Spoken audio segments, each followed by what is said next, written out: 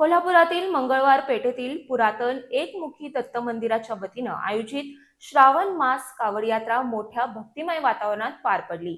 पंचगंगा नदीत दत्तपादुकांना जलस्नान आणि आरती केल्यानंतर अवधूत चिंतन श्री गुरुदेव दत्तच्या जयघोषात कावड यात्रेला सुरुवात झाली। नियोजित मार्गाबाबत प्रशासनानं रात्री उशिरा सूचना दिल्यानंतरही भाविकांचा उत्साह कायम राहिला। मंगळवार पेठेतील अखंड धुनीच्या एकमुखी दत्त मंदिराच्या वतीनं श्रावण मास कावड यात्रेचं आयोजन करण्यात आलं होतं। पंचगंगा नदीत विधिवत दत्त पादुकांना जलस्नान घालून आरती करण्यात आली। त्यानंतर मानाच्या कावडीचं पूजन करून श्रीफळ वाढवण्यात आलं आणि अवधूत चिंतन श्री गुरुदेव दत्तच्या जयघोषात यात्रेला प्रारंभ झाला।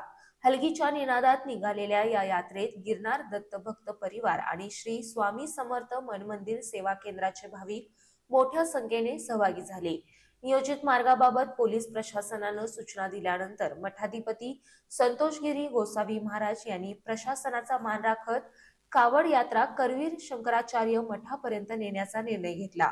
करवीर पीठाचे शंकराचार्य विद्या नरसिंह भारती यांनी या उपक्रमाचं स्वागत करत पंचगंगा मातेच्या पवित्र जलाला कावडीच्या माध्यमातून अभिवादन करण्याचा उपक्रम भविष्यात करवीरची नवी ओळख ठरेल असा विश्वास व्यक्त केलाय। पिवळ्या भगव्या पारंपरिक पोशाखातील भाविकांच्या सहभागानं यात्रेला विशेष धार्मिक आणि भक्तिमय स्वरूप प्राप्त झालं। करवीर मठात अभिवादन आरती आणि महाप्रसादानं या श्रावण मास कावड यात्रेची भक्तिमय सांगता झाली।